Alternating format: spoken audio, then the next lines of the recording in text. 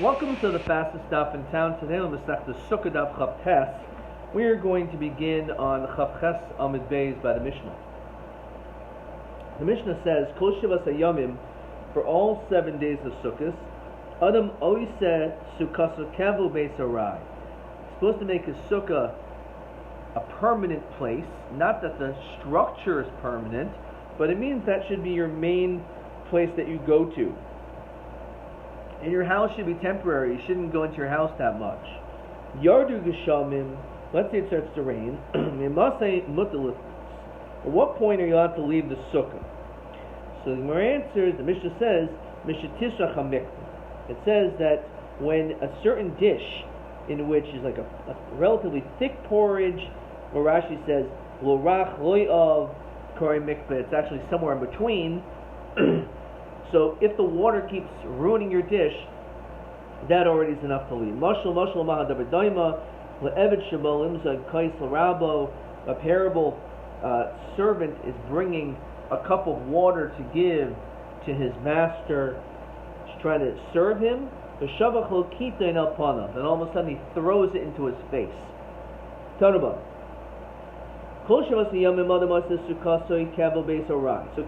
how does one do that?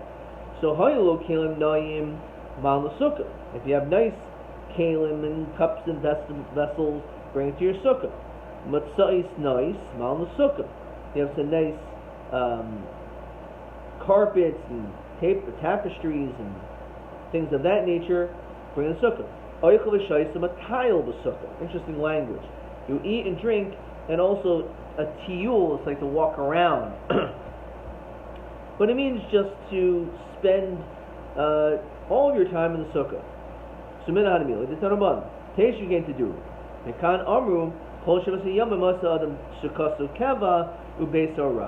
that's what you have to do. And you're supposed to act in the sukkah just like you normally would act all year round in your home. So Ketzad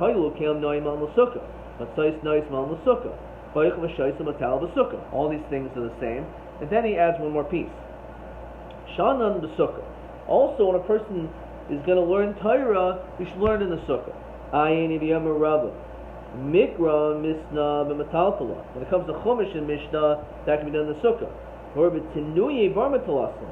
However, when it comes to, let's say, learning like Gemara, more difficult pieces should be out of the sukkah. Of course, it's hard to know what the question is because you can just say that's the chiluk.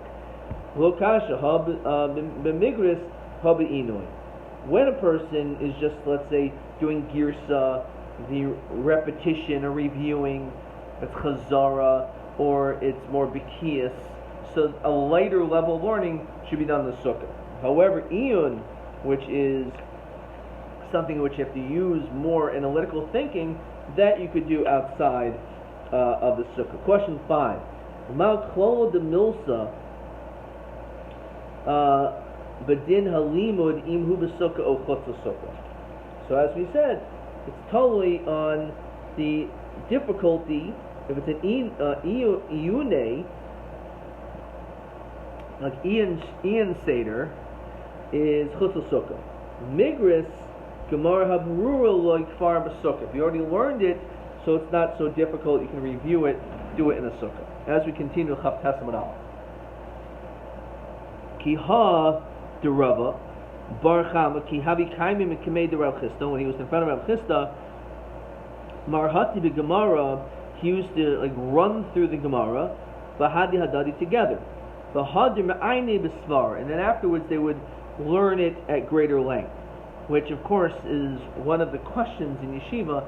People only learn, let's say, the first few blot of a yeshivish Masechta, but this clearly tells you what you're supposed to do. The better way of learning is you go through the whole Masechta, even though you may not have learned it at such great detail, but at least now you understand the basics. Then you can go and learn Be'in, which some people who are very diligent yeshiva students, if they know, let's say, Elzman, they're going to be learning a certain Masechta, so over the summer, they'll spend that summer learning that Masechta, at least learn the Mishnayos, learn some of it, to get a sense of the entire Masechta before you start learning the Ian. Rabbi, mani mishtoi mimataltala. When it comes to cups for drinking, even though they're dirty, they get dirty, that could be brought into the sukkah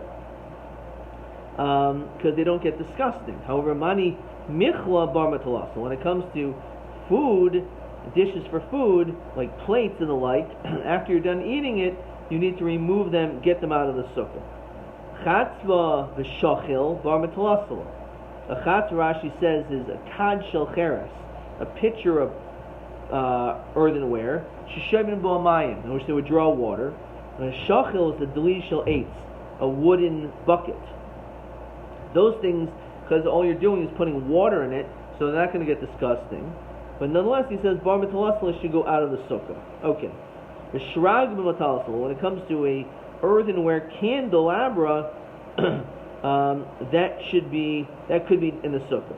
Yermel bar mitalasala. Some say it should not be in the sukkah. V'opligi habasukah gadol habasukah katana. Depends how big the sukkah is. If it's a small sukkah, which is some 7 by 7 tefachim, so you can't put it in because it's going to cause problems in that sukkah. However, sukkah gadol is allowed. So some say the reason why you can't use a light in a small sukkah is because it may lead to a fire. Some say it lessens the size of the sukkah and therefore it's like a mute. Yardu gesham. So Tana mishatisra chamekla. So he shall grease him. This particular type of bran or bean porridge, that's what it's referring to. Okay. Vita. Abaye Havi Kol Yosef Kamei the Rav Yosef the Matasala. He was sitting in the sukkah, and Nashab Zika, so wind came, the Kamaisi Tzibusa, and it blew off the covering, right, because of its great level of wind. Armel Rav Yosef Panduli Mani Mahachim. He said, let's remove the vessels from here, as though to say, this is not anymore really shaykh to be in such a sukkah. So we haven't reached that level yet. It's not pouring buckets, so it's a little windy. It's okay. It's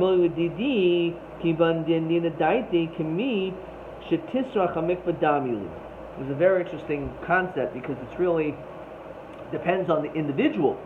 So someone who is mafunak, someone who's finicky and is very picky, as Rashi says in Psachim, Arbi Psachim toward the end of the Sefta, Shloisha Chayin Nilu Chayim.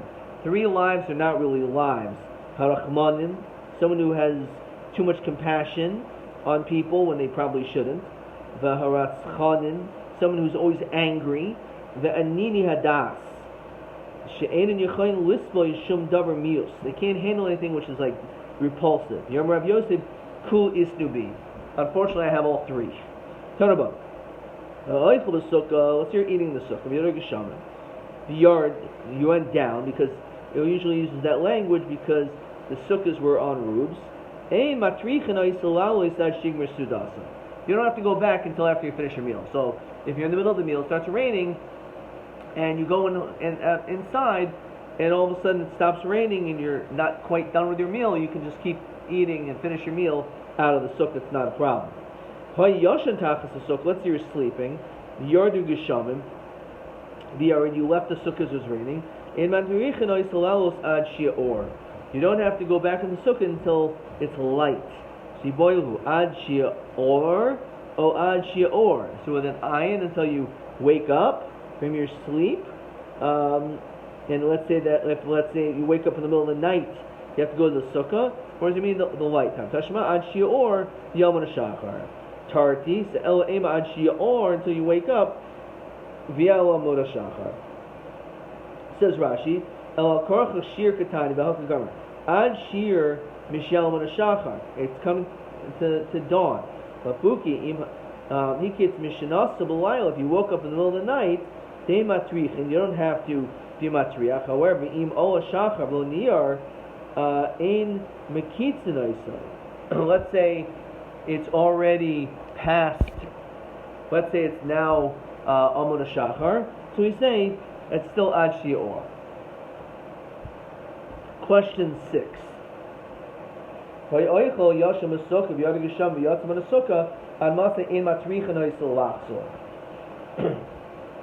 when it comes to eating, ad shigmar sudasar. When it's sleeping, ad shi'or, until you wake up, miyal min shachar, and also in the morning. So if you woke up in the middle of the night, you don't have to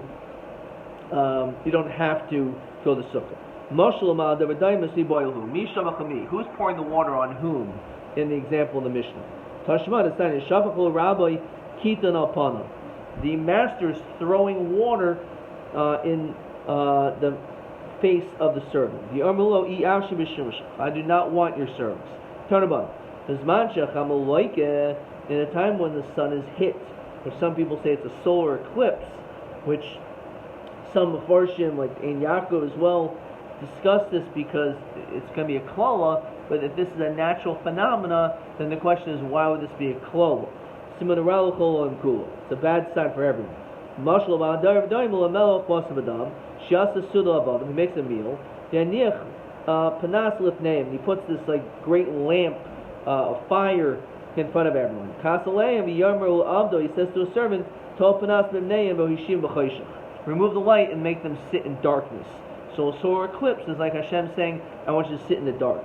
Tanya Remeir Oimer Kolzman Shema Oyra.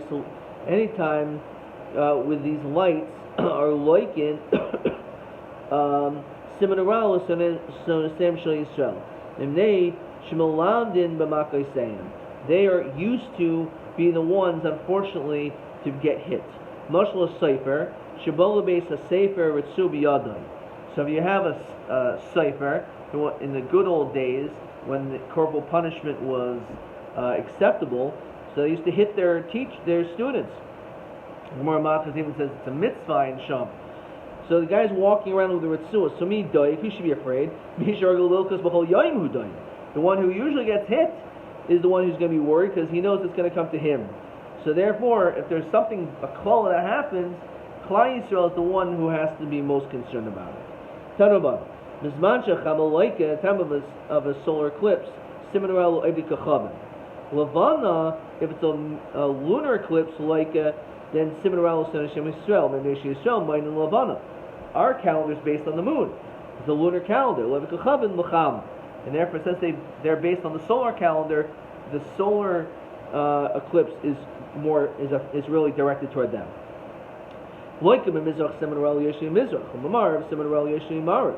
Depending on if it's on east or west, so it's directed toward those people, the curse. If it's in the middle of the sky, that affects everyone. If let's say the sun is comparable to blood, it's very red, it's a red sun, then cherabo oil. It means that death and the sword is going to come to the world. If it's leshek chitzi, rav oil. If let's say it's more of a grayish color, then it means that hunger is going to come to the world.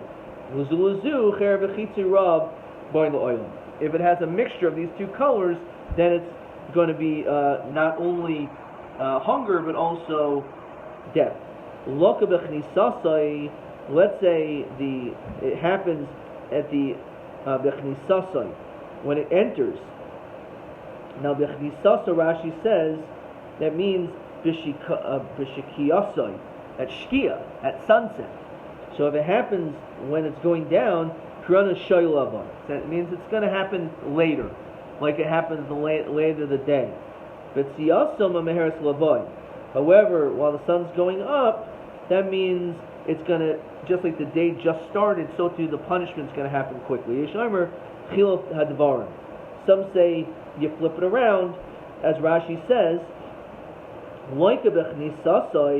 Arvis pranis mamaheres lavai shesimin kishem she'en loishas loishemesh b'yoyim. There's no more time. The sun is about to set this second, so you're going to get punished. However, if you have a long time during the day until the sun sets, so therefore it means maybe the punishment will be later. There's never a time that a nation gets punished. Shein eluka loikima, that their Sar does not get punished as well. Shnemar Yochol Elokei Mitzrayim Es Shvatim. So it talks about the Elokei Mitzrayim, which is referring to the Sar Shel Mitzrayim. You should know that if you follow the ways of Hashem, you don't have to worry about any of these things. Just do the mitzvos, do the right thing, and that's it. Shnever Kamar Hashem, al derech hagoyim al talamdu, the way of the nations don't learn. And from the signs of the heavens, al tachdu, don't be afraid. Why? Ki yechasu hagoyim mehema. Because the other nations are going to be punished. So they'll be afraid, but you have no reason to be afraid. Tanama. I'm always afraid that Dirsha is going to ask me questions on in this next piece. It's easy to get confused with these things. For 4 reasons, there's a solar eclipse. Based in Shemes, you have a leader that dies. Ve'enu nisid kahalocha. So it can make sense. He's like the son. He was the leader, and he died. So you can think about a solar eclipse of darkness. Same thing. Like this woman who's promising like the sun, and her voices are not heard, just like the darkness of the sun. Now Mishkav Zachar, so you have to think about why that is the punishment, is the solar eclipse.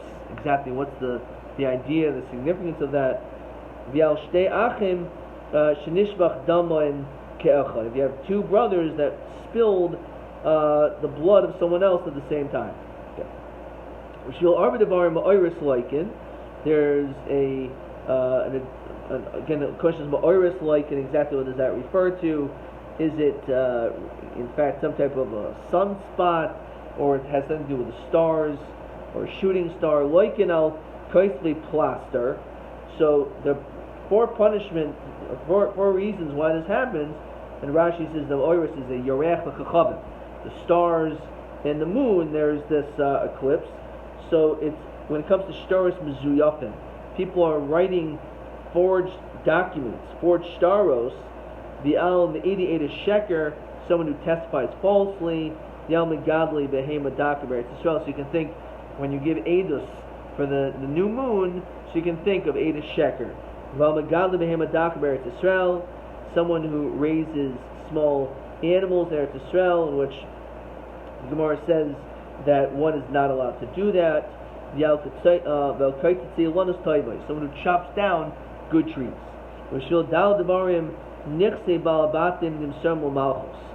4 reasons why the possessions of the Balabatim are given over to Malchus. That they hold back, because again it has to do with money. So therefore, what's their that's their punishment, that it's taken away. They're holding these documents that were really already paid. Yal Malbi Baribas, again this makes sense. Someone who charges interest. So therefore, because you're trying to take more money, your money is taken away. As we continue the Chaf Tes Amid Beis, the Al Shahaya Safik Biyadam Limchais Veloy Michlai, that you had the ability to protest about a particular thing and you didn't. Yal Shapaiskin Tzedakah Baram Be'enu Naistin. Again, something to do with money, that you promised to give money. Let's say, it happens a lot of time, there's an appeal in Shul on Shabbos, and you just don't end up giving. So for that, your money will be taken away. For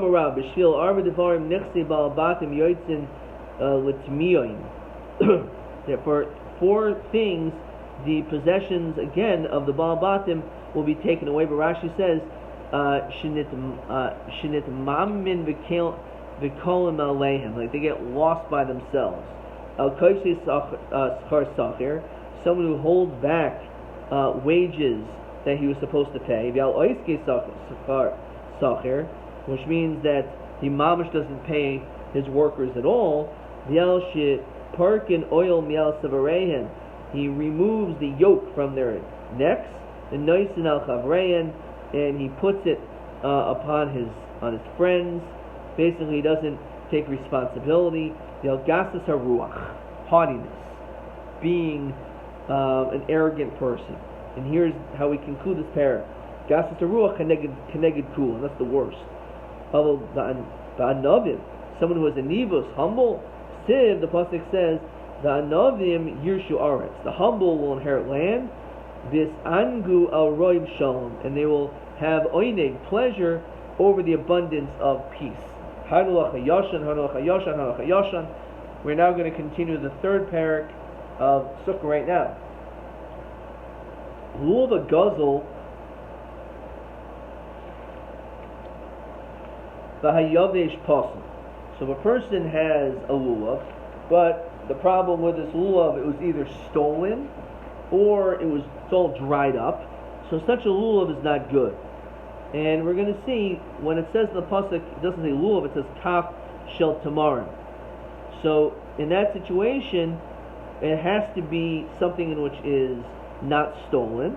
The pasuk says ulakachta mechem, quoting Rashi, and yavesh, it cannot be dry because it has to be muhudar, it has to be beautiful, because it says ve'anvehu, zekeli ve'anvehu. So you have to beautify the mitzvahs. So therefore, if you have a dried up lulav, it's possible. Shel sher v'shel nidachas possible. If you have a lulav that came from a tree that was used for avodah zarah, or for a city that was an ir nidachas, as it was supposed to be burnt up, as the pasuk says, it's called shalola tikbites. You're supposed to gather up everything to the square and destroy it. We know that a lulav, as we're going to see in a second in the Mishnah, has to be at least 4 tefachim. There's a shear, and therefore, since it's supposed to be, it's all burnt up, Rashi says in shirukayim kisarif dam. It's like it's burned, and therefore it's not the requisite shear, which is an interesting shot that the Gemara is going to use that language as well. Okay. Now, nikdam roishai. Let's say the top of the lulav is completely cut off. So we're going to say that that's not hadar, that's not beautiful, and therefore it's pasul. Nifritzu olav pasul.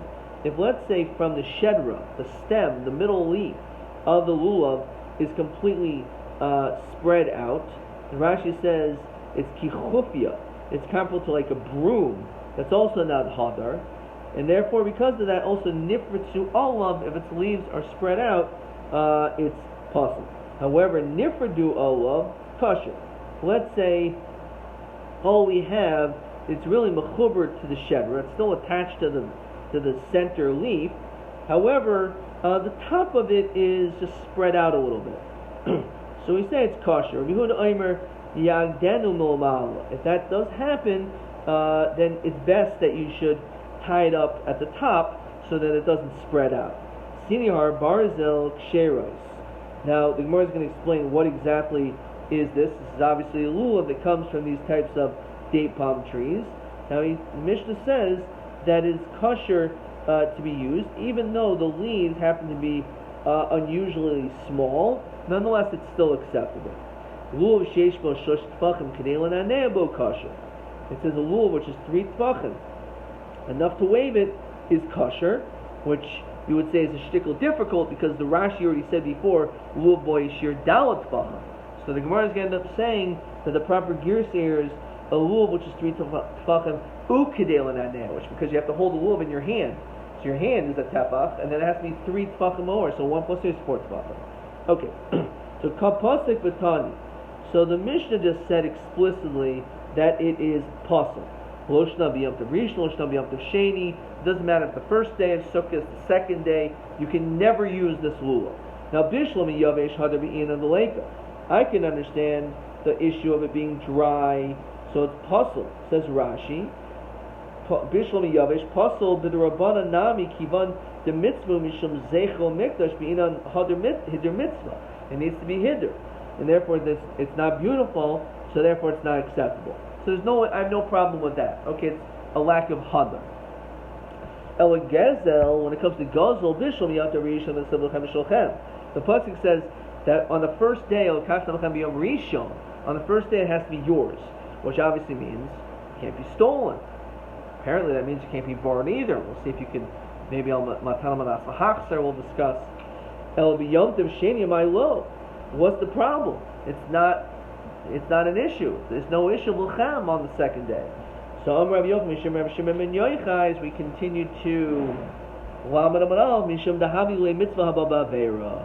The problem is there's an issue called a mitzvah ba'avera. You cannot do a mitzvah based on having done an avera. So since you stole it, which is an avera, you can't steal something in order to do a mitzvah. Why not? Shnei, the pasuk says, "V'avosim gazel," that you will bring that which is a stolen carbon, v'esa piseach, or a carbon which has some defect, v'esa choil, or a sickly animal. So we learn based on this pasuk, the fact that they're all mentioned together goes with them with the pisech. Stealing is comparable to an animal which has a defect. Ma pisech leisei tekanta. If there's something wrong with the animal physically, it can't be fixed. Avgazel leisei tekanta. When it comes to stealing, that's it. Loshna lifnei yish, loshna lachi yish. Doesn't matter if it was before yish or after yish. Now bishlam lifnei yish, it was before the owner gave up hope, so it still belongs to the owner because he's expecting it back. Adam ki yakri mikamam rachman v'lavdi dehu.